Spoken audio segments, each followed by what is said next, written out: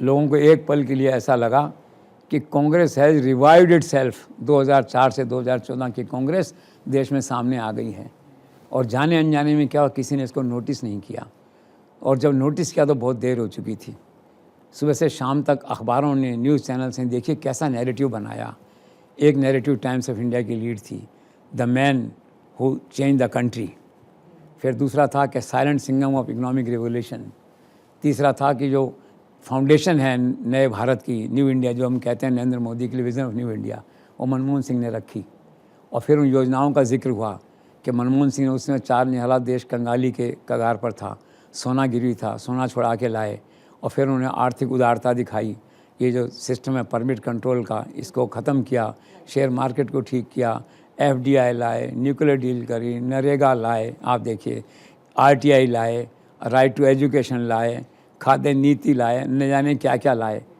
फिर बीजेपी वालों को महसूस हुआ रात होते होते कि ये क्या हुआ, अगर सब कुछ मनमोहन सिंह ने किया था तो फिर नरेंद्र मोदी ने क्या किया, हमने क्या किया।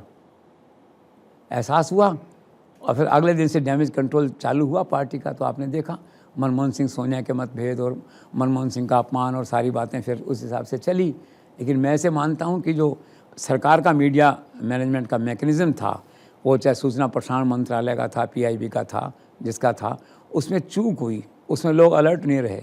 अगर दिन में उनका एहसास हो गया होता, जो बाद में टॉप लीडरशिप को रात को एहसास हुआ, ये अगर उनका एहसास हो गया होता तो इशारा चला जाता, थोड़ा सा गोस लो। और इशारे जाते हैं सरकार से, हर सरकारों में इशारे जाते हैं, रीजनेबल इशारे जाते हैं, काम होता है। वो चूक हो गई, और जब तक ये बात आई तो अगले दिन के अखबार भी छप चुके थे सुबह। और स्थिति ये कि जो मोमेंटम बना था मनमोहन सिंह के महिमा मंडन का, या कांग्रेस के अच्छे कार्यों को प्रोजेक्ट करने का, जाने अनजाने में मनमोहन सिंह के थ्रू, मनमोहन सिंह की श्रद्धांजलि के थ्रू जो है वो आज भी जारी है।